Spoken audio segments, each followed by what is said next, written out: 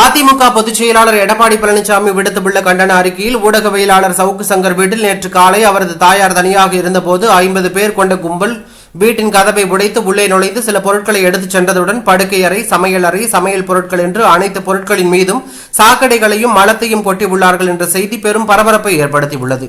இதுபோன்ற கீழ்த்தரமான செயல் மற்றும் தாக்குதல் கண்டனத்திற்கு உரியது. ஜனநாயகத்தின் மீது நம்பிக்கை உள்ள யாரும் இதை சகித்துக் கொள்ள மாட்டார்கள். உண்மையில் இந்த சம்பவம் கொடூரத்தின் உச்சம், அராஜகத்தின் வெளிப்பாடு. சட்டத்தின் ஆட்சி நடக்கிறது என்று கூறிக்கொள்ளும் விடியா திமுகவின் ஸ்டாலின் மாடல் ஆட்சியில் இப்படிப்பட்ட சம்பவம் நடந்தேறியது மனசாட்சி உள்ள அனைவரும் தலை குனிந்து வெட்கப்பட வேண்டிய ஒரு சம்பவமாகும். இந்த கொடுமையான செயலை செய்த கும்பலையும் பின்னணியில் உள்ள அனைவரையும் சட்டத்தின் முன்பு நிறுத்தி கடுமையாக தண்டிக்க வேண்டும் என்று வலியுறுத்துகிறேன். சட்டப்படி நடவடிக்கை எடுக்க தவறும் பட்சத்தில் அதிமுக பதவியேற்றவுடன் தூய்மை பணியாளர்கள் போர்வையில் இந்த குற்றச்செயலில் ஈடுபட்டவர்கள் பின்னணியில் உள்ளவர்கள் மீது சட்டப்படி கடுமையான நடவடிக்கை எடுத்து தண்டிக்கப்படுவார்கள் என்று எச்சரிக்கிறேன் என எடப்பாடி பழனிசாமி தெரிவித்துள்ளது பரபரப்பை ஏற்படுத்தியுள்ளது.